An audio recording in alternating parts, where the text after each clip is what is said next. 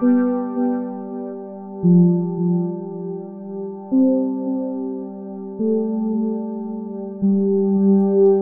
and welcome back to the Nerd Impact podcast.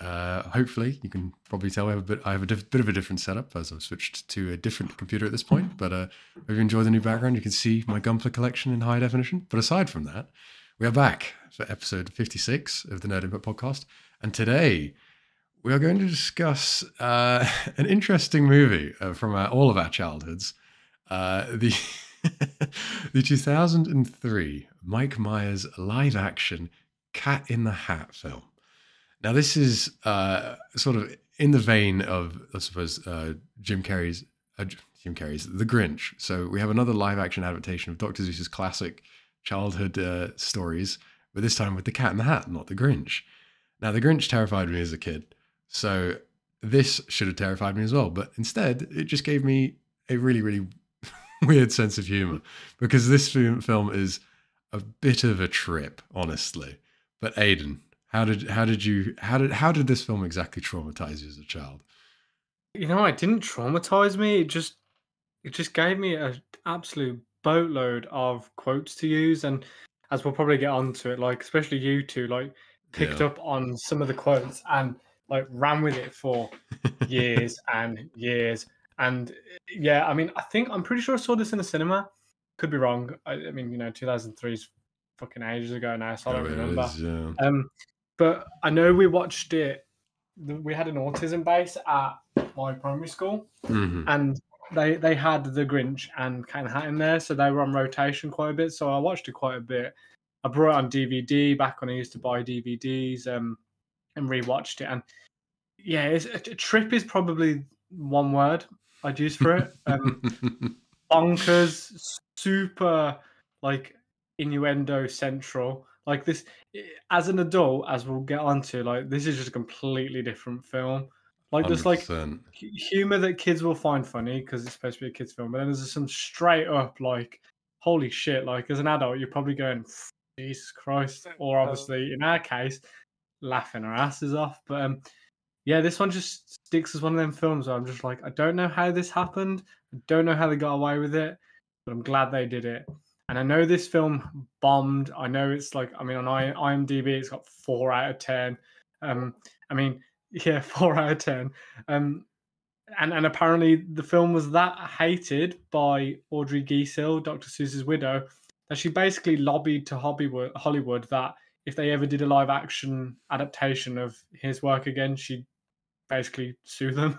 So yeah, I'm not surprised. This film was that bad that basically Hollywood was barred from making live action Dr. Seuss films. But I personally love Cat in the Hat. I read the book when I was younger. Still love that character, still love that thing. And obviously this is nothing like the Cat in the Hat books, but it's a completely different vibe and I'm here for it. What about you, Ben?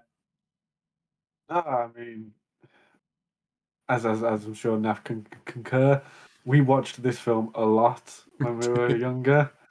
And as you say, it's just one of those films where, as a kid, you pick up on all the funny lines, and you just repeat and repeat and repeat. But then when you get as an adult, all the hidden jokes, well, they're hidden in plain sight. Yeah. And it just becomes a completely different experience. And as you say, I'm all for it. It's a fucking incredible film.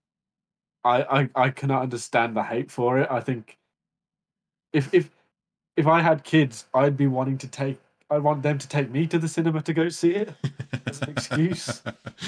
I mean, that's how good it is.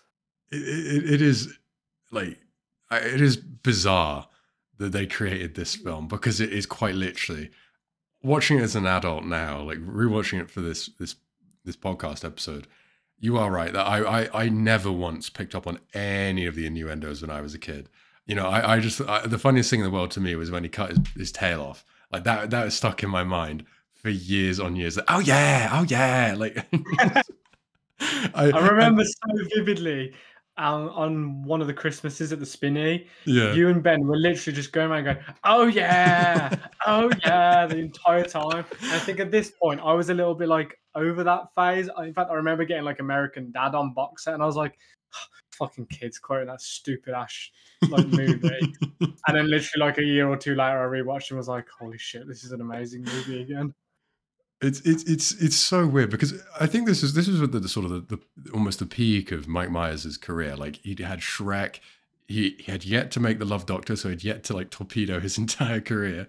But he had all the Mike Myers films, Austin Powers films. So he was on peak. Yeah, he decided to get involved with this, and it's a weird choice. And I mean, the people who were in it, we had Alec Baldwin in this. You know, like Alec potential murderer Baldwin, but you know, that's besides the point. I just want to know how, like, well, apart from Mike Myers, they all ended up in, well, some of them ended up in really big stars. Obviously, got like Dakota Fanning in this, who was obviously one of the few childhood actors who like actually made it quite big and did some pretty good roles afterwards. Yeah, she sort of broke free of all that, and she's probably one of the best parts of this film, the sort of control freak sister. I mean, Mike Myers as the Cat in the Hat is absolutely freakish. Like watching it as an adult now, I'm like, it's so clearly just Mike Myers in a cat suit. Like the more you think about it, not as him being the Cat in the Hat, but actually just Mike Myers in a cat suit, the funnier it gets in my mind. And because like the cat is just a murderous, horny bastard in this. It's insane. Like that first thing where he picks up the photo of their mom and his hat like goes up. I was like, "There's no way! Like this is a kids' film." Like I just never picked up on it. And him like getting like losing his mind over Paris Hilton at the random nightclub scene in this is just insane. I mean, I don't know if it's worth talking about the plot at all because I mean it's pretty. It's a load of shit. It's pretty paper thin, but basically the cat somehow just appears when they're supposed to be keeping their house clean for their mom, who they live in that it's sort of like this capitalist wasteland at the beginning. They're like, it's like, oh, a salesman can sell things and people can buy things and they've got shops for this, shops for that. And, you know, she's got that obsessed, like germaphobe boss who I know. Fired! You're fired. It's thingy from Will and Grace, isn't it? It is, yeah. It's Jack from Will and Grace. Jack from Will and Grace. But I know that fight thing was in my head. Going on from what you said about why was Mike Myers involved in this, I've just read that apparently he was contracted to do 2 films way back in 2000, and then they basically, him and Universal had a suing match because he didn't really want to do them, and so basically he had to settle and do a film. That's brutal, to be honest. I mean, I don't think he half-asses it in this film. Like, I mean, if you're gonna go hard, you might as well go hard. I'd be interested to see if it's all scripted or maybe some of it's ad-libbed and how much of it is Mike Myers, because he obviously, with the Austin Powers and that, it's his sort of raunchy humor. Yeah. So I would be interested to see how much of it actually is just him fucking around with it a bit. Yeah. I mean, there is a lot of like legal humor in this, which I really appreciated on second viewing. You know, him pulling out the massive contract and like, smell here, don't sign there, and like just smacking their head into the contract, and him getting the old guys around him. He's like, don't bother about them. And then like after he cuts his tail off, he's like, well, I think we have a case to sue, but we'll have to discuss this later. I don't know. It was genuinely funny. Like even now, and I mean, I loved it as a kid, but even now I was like, okay, this was actually like definitely a kid's film, but it was still enjoyable to watch. And those hidden innuendos are brutal, honestly. I mean, the one that sticks with me and is in my vocabulary quite a lot, to the point I'm pretty sure my girlfriend quoted to me yesterday, is the dirty hoe. Oh, I'm sorry, baby, I love you. That blew my mind. Like, I kind of got that as a kid, but not to like the full-blown scale of like actually how fucked up that is. When he said that line, I was like, what? Like I was legitimately blown away, and like there are fourth wall breaks and stuff in this film as well. Like the bit where when they're on like the ride, and he's like, "This is a ride almost like Universal Studios," and he like, looks to the camera and holds on like the tickets to Universal Studios.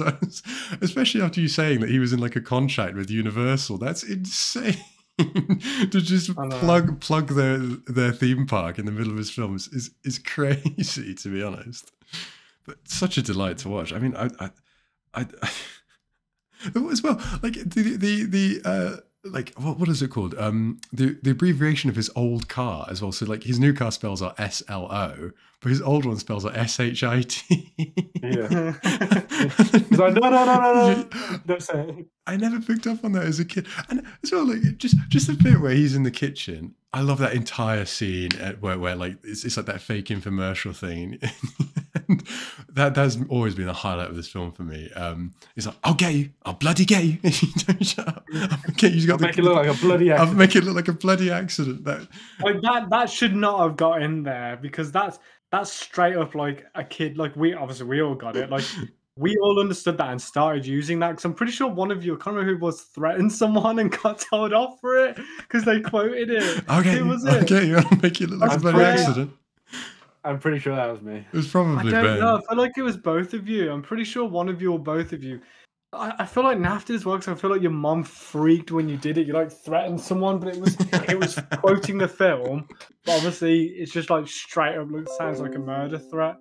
I was absolutely obsessed with that in the infomercial scene. Like him cutting off his tail was the funniest thing I'd seen as a kid. One of the funniest things. I just remember watching that scene over and over again, just laughing my fucking head off, because something about it. I just like him going, "Oh, you son of a," and it like cuts as he's about to say. But I don't know. It's obviously, you know, we got to be honest. It's a bad film, right? Like, it's but it's a good experience. Like there's no plot. I mean, the things are creepy as fuck. Like the way they look. Oh, they are nightmare fuel. So freaky. But then as well, like I had subtitles on when I was watching it, and so when they pull over the mom to like slow her down, they're like, they're dressed as a police, and one of them goes like, "That's one hot mama." Like I'm just like, what the fuck? And they start talking about like police brutality as they're strangling each other. I'm like, holy shit. I swear the writers for this film must have been on acid or something. Like, there's no way someone sat there and made a like comprehensive decision and went, yeah, we'll go for this. This is fine. This is normal. Well, this is it. I've never read a Cat in the Hat book before in my life, so my interpretation of Dr. Seuss, and Cat in the Hat was this film. So you said you'd read a book, Ed? You read it when you were younger. It's wacky and kooky, but it's obviously like the just sheer amount of like inappropriate like humor, and the way the cat is not what happens in the book. Like he doesn't like threaten people or like get legal advice and stuff. Like I don't remember the books too well, but I know I read them in like primary school. But yeah, this is nothing like the film. Like the film just completely went, we'll basically make it Cat in the Hat by having like the colours and the bit of rhyme from the narrator, and I just went, fuck it, we'll just go free reign with it, let's just mess stuff up. I mean, he even makes a whole bit about the rhyming. Like he pretend like he can't like rhyme when he first gets it. He's like, to be honest, I'm not very good with the rhyming. Like he's kind of just desecrating the original material there, really. But because of course the Cat in the Hat's on the rhyme. The other thing that always tickles me is the laugh he does, like that almost asthmatic laugh. I feel like that's the Mike Myers, like just absolute iconic. I don't know, little wheeze that he does. Yeah, that's it. The hairball. That was disgusting, to be honest. I mean, talking about impact, and I know you're quite a fan of this meme, but obviously Cat in the Hat randomly just became, as most memes are, like just became a meme down the line. Now, if you want to elaborate on that classic meme. Well, it's, a mess with the cat or you get the batter, and that was one of my favorite. It's Beans from the Even Stevens.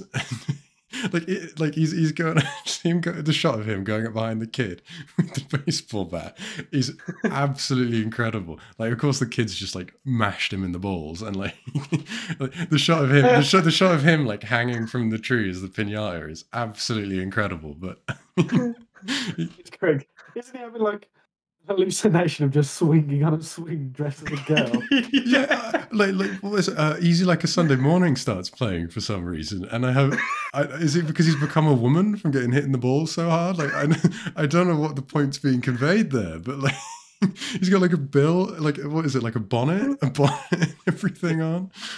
It's absolutely iconic, to be honest. Like it's just a random shot, a cutaway. Like there's no context to that at all. Like it's just him on a swing. With that batter thing as well, like one of my favorite ones is again back when Walking Dead was kind of at its peak, was they basically just someone had like inserted the Cat in the Hat into Negan's scene, and the Cat in the Hat was literally just brutalizing Abraham and Glenn. It was fucking hilarious. Oh, that could be hilarious. Jesus. I don't know. Like he is just really murderous though as well. Like he's search and destroy. Like he's got the little periscope, and when he's looking for their dog. They basically get him as a cat pretty right. He's a horny dick and violent. He's a cat. He's a legit cat. Like that. True. You know what? Reflection on that. They got that bit right. I'll give him that credit. But it almost feels like he's like really just done with this shit. He's exasperated and just doesn't want to do the whole shtick. Yeah. And I like that.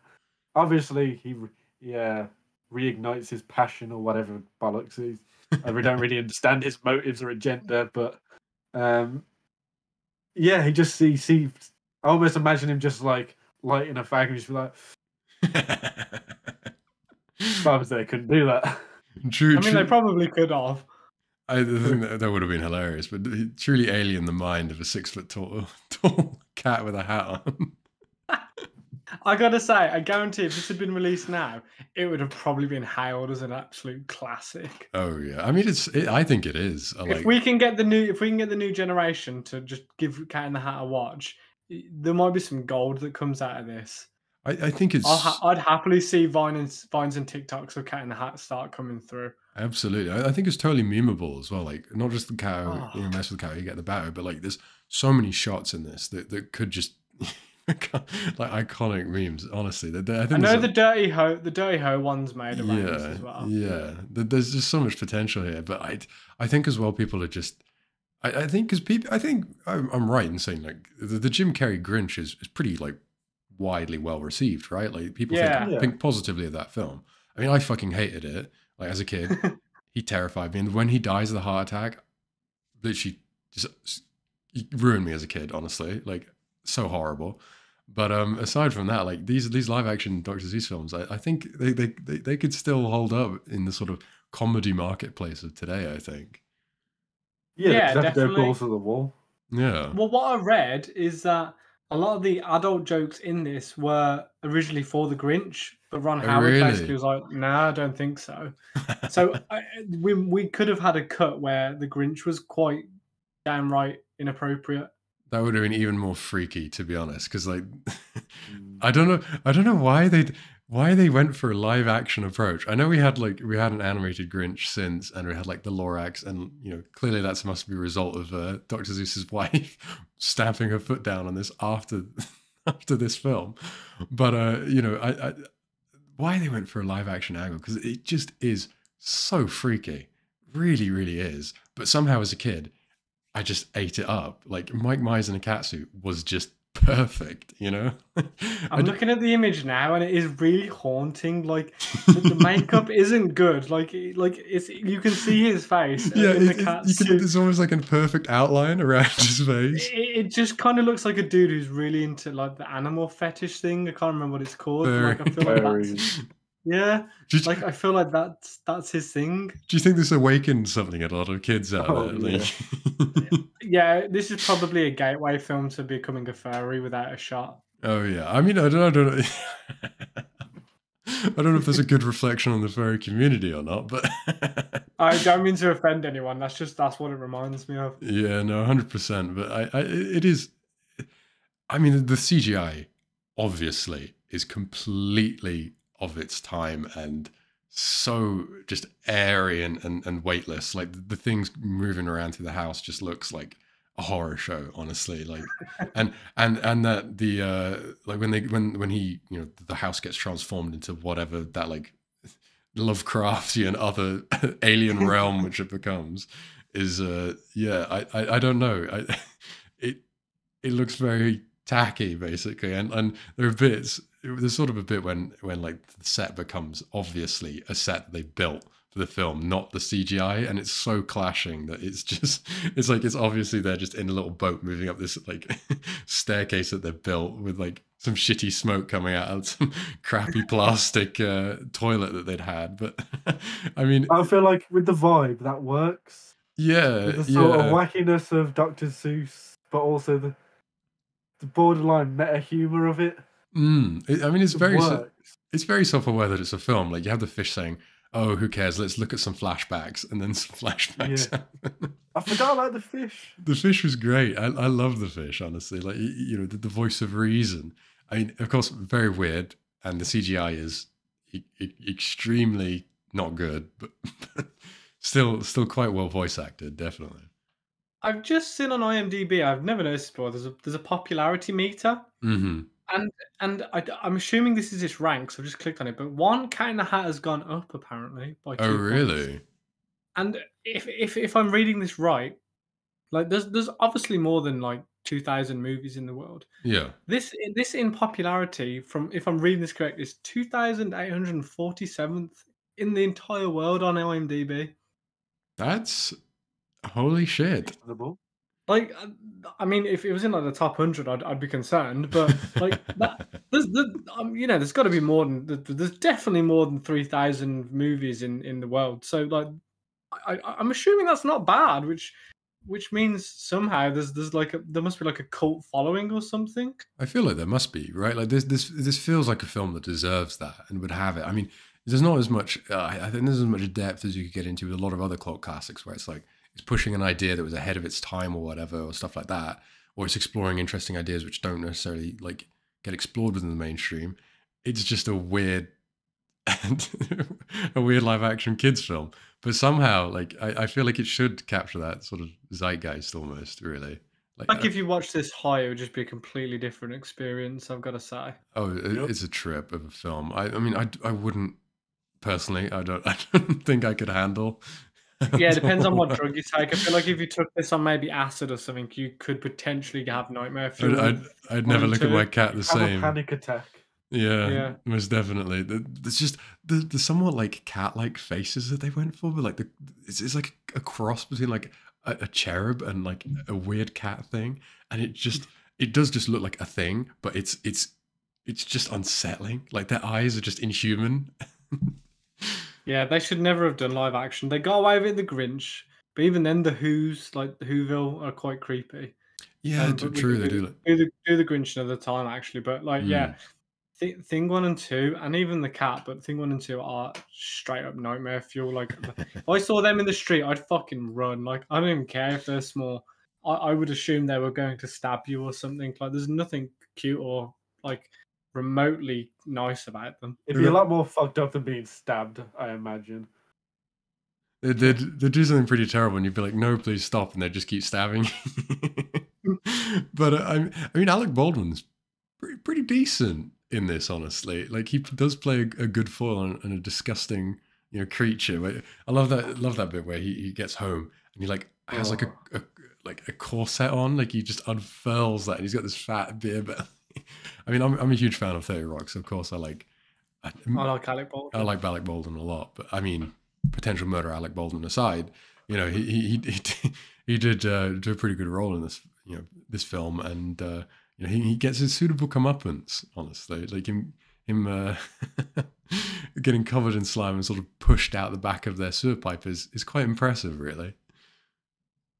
But I don't know what else there is to say about this film, to be honest. Like, I think this one was just to sit and laugh about, because that's what we do when we speak about it, which is why we wanted to do it. This is just a weird, trippy film that is very nostalgic for us, but also has a lot of memeability, which I'm all for. And obviously we quote it day in, day out, especially myself, which Dirty Ho, like, yeah, that's like my go-to one. But yeah, it's a terrible film, but everyone needs to go and watch it just once in your life. Just watch it once.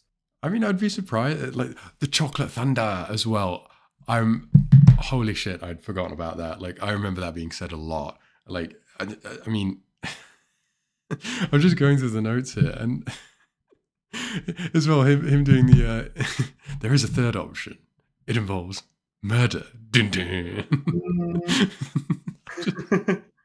Like, he is just a violent freak that just breaks into their home and takes these kids hostage. Like, that's such a great synopsis for this film. A random man dressed as a cat takes 2 children hostage and does violent shit to them. I'd watch the shit out of that if I didn't know what it was. Yeah, he coerces them into signing legal contracts for which they're not able to even comprehend, and then he literally just takes them hostage. I mean, harasses their babysitter as well. I mean, I don't know, man. Like, clearly, just a bit of a relic of a different time. Like, we don't get comedies like this anymore. You know, Mike Myers' career is basically ashes, a wasteland, effectively. Like, I don't think he's. I think he tried to bring it back with the latest Shrek, whenever that was, but I think people were over it by then. Yeah, I mean, Shrek is. Well, we need to cover Shrek at some point because that's an absolutely just masterpiece. Incredible film, but this maybe not so much masterpiece, but still an iconic part of my childhood, most definitely, and definitely formative, as I said, and sort of the things I find funny. Like I even watching this now, him cutting his tail off, I still fucking lost it at. Like, but that's definitely the seed of our dark humor. I feel. I definitely feel like it is. Like, you know, I remember, the things I always found funny was, especially like in Halo multiplayer split screen, just blowing someone up and then ragdolling for some reason was the funniest thing I'd ever seen in my life.